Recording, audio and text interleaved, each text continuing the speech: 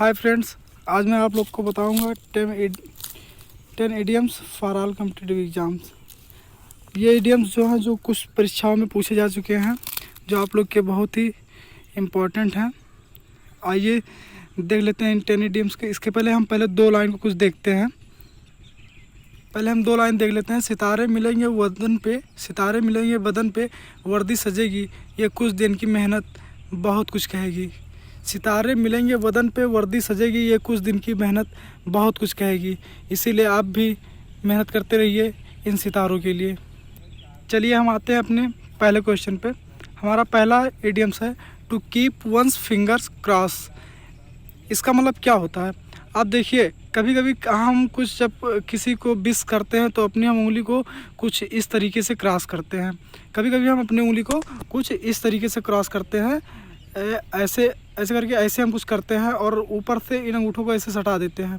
तो इसका मतलब क्या करते हैं कि मतलब to keep one finger cross, मतलब हम अपने फिंगर को क्रॉस करते हैं।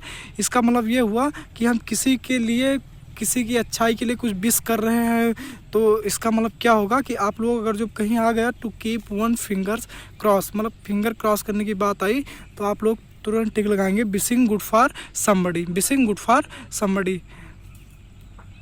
क्लियर हो गया। आते हैं हम नेक्स्ट क्वेश्चन पे। हमारा नेक्स्ट क्वेश्चन है hand in globe.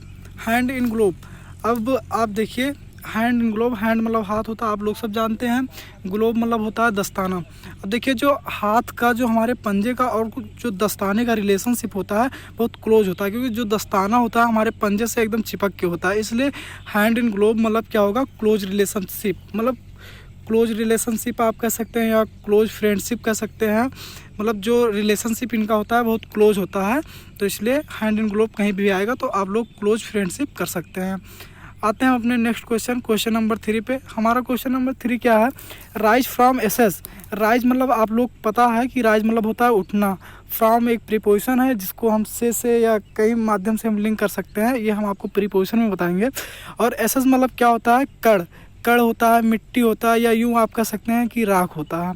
Rise from assess मतलब उठना, राख से उठना या मिट्टी से उठना, या कह सकते हैं ज़मीन से उठना, जैसे होते हैं मुहावरे ज़मीन से उठना।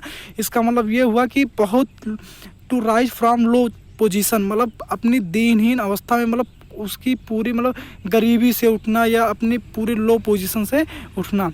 ऐसे में इस पे एक कहानी भी है। कहा गया कि एक फिनिक्स नाम की चिड़िया है, शायद फिनिक्स नाम की चिड़िया है, वो है कि उसको जब वो जल जाती है, जब वो मतलब बुढ़ी हो जाती है तो वो जल जाती है, और उसके राख में से एक दूसरी नई चिड़िया जन्म लेती है। तो उसी पे सब लोग कहते हैं कि ये मुहावरा बना हुआ rise from assess.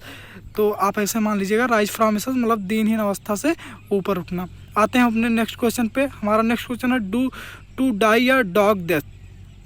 Dog death मतलब कहते हैं नहीं कुत्ते की मौत मरना। तो जो कहते हैं नहीं कि मुहावरे कहते हैं कुत्ते की मौत करना, तो मरना, वही बात है टू डाई और डॉग डेथ। जैसे हो गया, कुत्ते कैसे मरते हैं? कोई इनका समय थोड़ी होता है कि ये कब मर जाएंगे, किसी रोड एक्सीडेंट में या किसी एक्सीडेंट में मर जाते हैं। तो यही एक मुहावरा भी बन गया to die a dog death, मतलब कुत्ते की मौत मरना। अनहीरोइक डेथ, अनहीरोइक डेथ मतलब होता है कि किसी भी समय, असमय, मतलब उस कोई निर्धारित समय नहीं है। तो आते हैं अपने नेक्स्ट क्वेश्चन पे। नेक्स्ट क्वेश्चन हमारा है हाई एंड ड्राई। हाई मतलब होता है ऊंचा, ड्राई मतलब होता है सूखा। आप अभी 1 मिनट के लिए आप किसी व्यक्ति को हाई मतलब ऊंचे जगह पे या किसी जगह पे ऐसा छोड़िए जहाँ पे कोई पानी पीने के लिए कुछ ना हो, उसके लिए एकदम, मतलब उसको ना पीने के लिए कुछ हो और ऊंचा हो, सब कुछ उसके लिए, मतलब कुछ वहाँ पे उसको मिले ना, तो क्या होगा कि वो व्यक्ति अपने आप को क्या महसूस करेगा? अलग ही महसूस करेगा ना, उसको अलग किया जाएगा।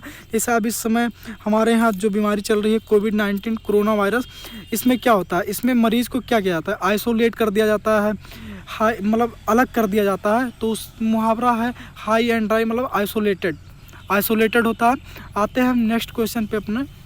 नेक्स्ट क्वेश्चन हमारा to add fuel to the fire. Add मतलब क्या होता है? जोड़ना। फ्यूल मतलब आप लोग को सबको पता है कि ईंधन होता है। अगर जो देखिए to add fuel to the fire, अगर जो आग में हम ईंधन को जोड़ेंगे तो क्या होगा? आग की ज्वाला भड़क जाएगी। तो होता नहीं है कि जैसे एक मुहावरा होता है जले पे नमक छिड़कना, मतलब घाव को और उभारना।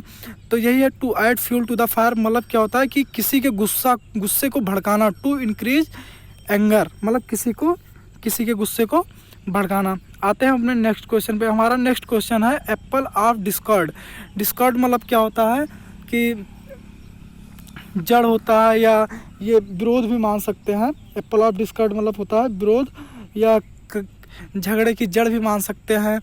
तो एप्पल ऑफ डिस्कॉर्ड मतलब क्या होता है, जैसे देखिए कश्मीर, अभी तक हम जो कश्मीर अब तो हो गया, हम लोगों में धारा 370 ख़त्म हो गया तो इसमें विलय हो गया इंडिया में, लेकिन अभी तक एप्पल ऑफ डिस्कॉर्ड था। कश्मीर क्या था, एप्पल ऑफ डिस्कॉर्ड, मतलब काज ऑफ कोरल, मतलब जो एक ही उसको एप्पल माना जाता है भारत की, तो इसलिए एप्पल ऑफ डिस्कॉर्ड कहीं पे आएगा तो आप लगा दीजिएगा काज ऑफ कोरल, मतलब झगड़े की जड़ या झगड़े का कारण। आते हैं हम नेक्स्ट क्वेश्चन पे, a bull in the China shop.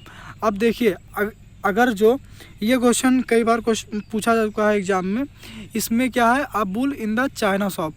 अब कोई चाइना, जैसे चाइना वाले आप जानते हैं छोटे छोटे होते हैं, वो कद से छोटे छोटे होते हैं, वहाँ पे अगर जो उनके दुकान में, उनके शॉप्स में कोई हम बुल या हम इंडियन बुल या कोई भी बुल होगा, बुल तो होगा भाई बड़ा ही होगा, बुल है, तो अगर दुकान में बुल को खड़ा कर दिया जाए और किसी चाइनीज़ को खड़ा कर दिया जाए तो दुकान बाहर से देखने में कैसा लगेगा, दुकान भद्दा लगेगा। तो ये इडियम उसी पे बना हुआ है, a bull in the China shop, मतलब एक बुल है चाइना शॉप में खड़ा कर दिया, मतलब इसका भद्दा, तो वही a bull in the China shop मतलब क्या होगा, एन बैकवर्ड पर्सन, मतलब एक भद्दा आदमी। आते हैं हम नेक्स्ट क्वेश्चन पे। नेक्स्ट क्वेश्चन हमारा है फेयर वेदर फ्रेंड्स। देखो क्या होता है फेयर वेदर फ्रेंड्स, मतलब होता है कि अवसरवादी मित्र। हम जैसे कुछ मित्र ऐसे होते हैं, जब तक हमारे पास पैसे हैं जब तक वो मेरे पास रहेंगे, और पैसा नहीं है तो वो भाई मुंह मोड़ लेंगे। तो फेयर वेदर फ्रेंड्स मतलब क्या होता है, friends only in good days, मतलब अच्छे दिनों में आपके वो मित्र रहेंगे और आपके जब बुरे दिन आएंगे तो आपको छोड़कर चले जाएंगे। इसका मतलब क्या होगा, अवसरवादी मित्र। आते हैं अपने नेक्स्ट एंड लास्ट क्वेश्चन पे। हमारा नेक्स्ट क्वेश्चन है to read between the line. मतलब इसका ये कई बार एयरफोर्स के एग्ज़ाम में पूछा जा चुका है। इसका मतलब यह है कि to read between the line, मतलब लाइन के बीच में पढ़ना। मतलब इसका मतलब क्या हुआ, to understand more than the actual word, मतलब किसी भी मीनिंग का सही अर्थ निकालना, मतलब छुपे हुए अर्थ को बाहर करना। आई होप आप लोग को ये वीडियो भी पसंद आई होगी, और ये जो 10 इडियम्स है कई एग्जाम में पूछे भी जा चुके हैं। अगर जो आपको ये वीडियो पसंद आई हो तो कृपया लाइक करके सब्सक्राइब कर दीजिएगा। Thank you. जय हिंद, जय भारत।